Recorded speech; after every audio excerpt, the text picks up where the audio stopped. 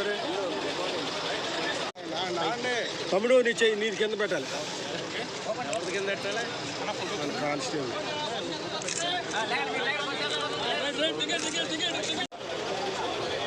చంద్రపూడే వెళ్తలేదంట.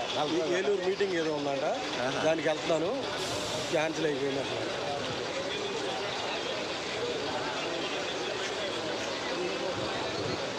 ఏమైనా టికెట్లు కొడతారా లేదు?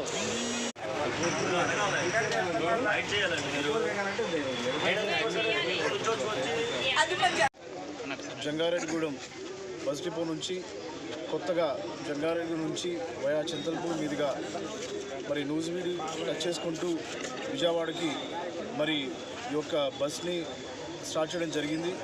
మరి ప్రజల కోరిక మేరకు ఈరోజు మరి ఇక్కడ లోకల్గా ఉన్న ఆర్టీసీ లీడర్స్ కానివ్వండి, స్టాఫ్ కానివ్వండి, అలాగే మన మినిస్టర్ కానివ్వండి, అందరి చొరవతోటి, అలాగే ఎంపీ గారి చొరవతోటి మరి ఈ రోజున మరి ప్రజలు ఎప్పటి నుంచో కోరుకుంటున్న జంగారెడ్డిగూడెం వయా చింతలపూడి టు విజయవాడ బస్ని ఈరోజు ఓపెన్ చేయడం జరిగింది.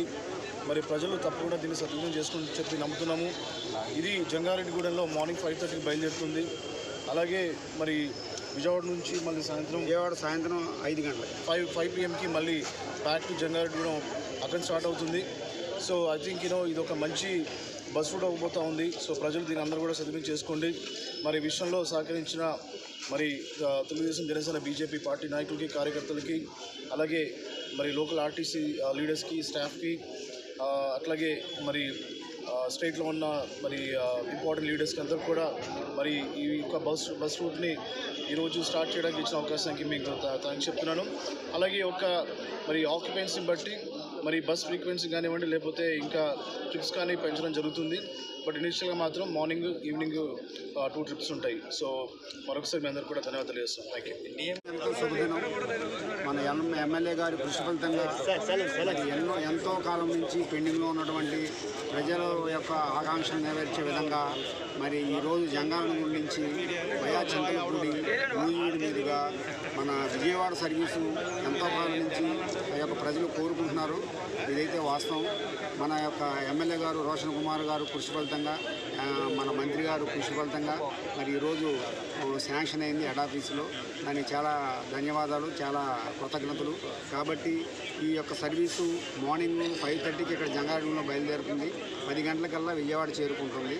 అట్లాగే ఈ మధ్యలో ఉన్న చింతలపూడి కానీ, నూజివీడు కానీ ఈ మధ్యలో ఉన్న ప్యాసింజర్స్కి ఇది ఎంతో ఉపయోగకరంగా డైరెక్ట్ బస్సు దొరకటం అనేటువంటిది ఇబ్బందిగా ఉండదు. కాబట్టి ఈ బస్సుని సద్వినియోగం చేసుకోవాలి.